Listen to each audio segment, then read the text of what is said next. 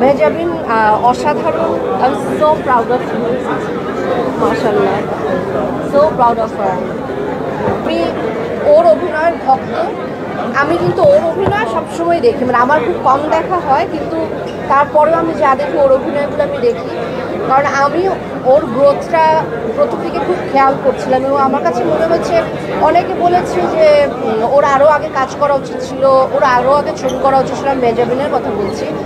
কিন্তু ও এমন একটা পরিপক্ক সময়ে এসে অভিনয়টা করেছে এবং এমন একটা ছবি দিয়ে আমার মনে হয় মানুষ হিসেবেও একটা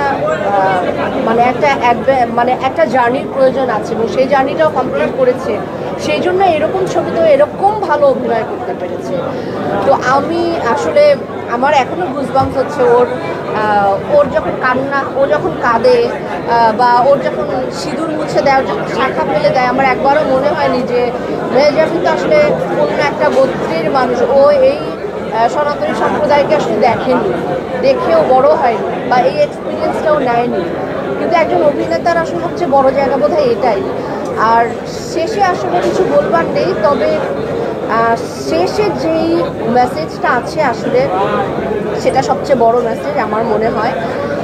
এর উপরে আর কোনো মেসেজ হতে পারেন যে আমরা সবাই মানুষ, এবং এই সময়ে এসে এরকম একটি ছবি, এরকম মেসেজ খুব দরকার বলে আমার মনে হয়েছে।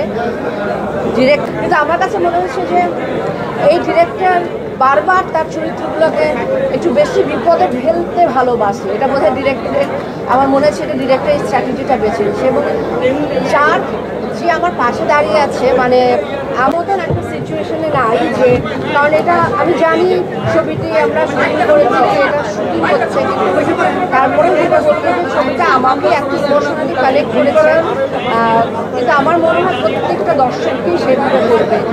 আপনারা সবাই খেয়াল করে দেখবেন যে ছবিটা দেখবার পরে কিন্তু আমরা সবাই কিছু কথা বলবার মতন অবস্থায় আমরা।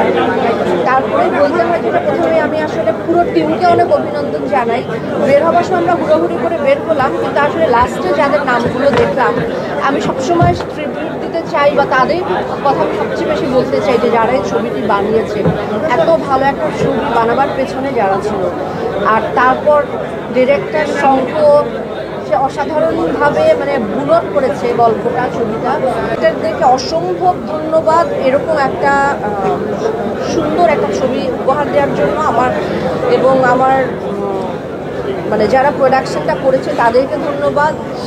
এবং সবচেয়ে বেশি ধন্যবাদ দিচ্ছি আমি এই ছবির প্রত্যেকটি মানে অভিনয় শিল্পী যারা আছেন, অসাধারণ অভিনয় করছে। রিজভি, মেহজাবিনের কথা তো আলাদা করে বলবো, ওটা আমি বলছি পরে, কিন্তু রিজভি থেকে শুরু করে সমস্ত চরিত্র, হ্যাঁ সম্রাট, সবাই মানে বিশেষ করে, ওর নাম সম্রাট না, সম্রাটকে আমার এত বিলিভেবল লেগেছে। এটা আসলে খুব ভালো একটা স্ক্রিপ্ট না হলে, চিত্রনাট্য না হলে এটা সম্ভব হয় না সবার এত এনগ্রসড হয়ে অভিনয় করা। ছবিটা অসম্ভব এনগ্রসিং। এবং আমি যতক্ষণ সিটে বসেছিলাম আমি দর্শক হয়ে দেখেছি, এবং আমার কাছে মনে হচ্ছিলো যে এরপর কী হবে। আমি কিন্তু চোখ ব্লিঙ্ক করতে পারছিলাম না। আমাকে পাশে পপকর্ন দেওয়ার জন্য বলছিল যে পপকর্ন এনে দিব। আমার মনে হচ্ছে না, এই ছবি আমি পপকর্ন খেতে খেতে দেখতে পারবো না, আসলে দেখা যাবে না। আর সবশেষে আমি মেহজাবিনের কথা বলবো, যার মালতীর কথা বলবো। ইনফ্যাক্ট আমার কাছে এখন ওকে মালতী হিসেবে আমি ওর জার্নিটা আবার শুরু করবো, এবং আমি চাই যে ওকে আরও এরকম খুব অর্থবহ ছবিতে আমি আরও এরকম দেখতে চাই, অনেক অনেক বেশি দেখতে চাই। কারণ ও যা এক্সপিরিয়েন্স, আমি বারবার এটাই বলছিলাম যে ও কবে এত পরিপক্ক একজন অভিনেতা হয়ে দাঁড়িয়েছে আমি নিজেও বুঝতে পারিনি। কিন্তু আমি গ্রোথটা আমি সবসময় খেয়াল করতাম। অসাধারণ করেছে, এবং আমি ওর তো একটা ফ্যান ফলোয়ার্স আছে। এছাড়া আমি বাংলা ছবির যত দর্শক সবাইকে বলবো, আপনারা হলে এসে ছবিটি দেখেন, আপনারা এনজয় করবেন, আপনারা এন্টারটেইনও হবেন। কারণ দুঃখ কষ্ট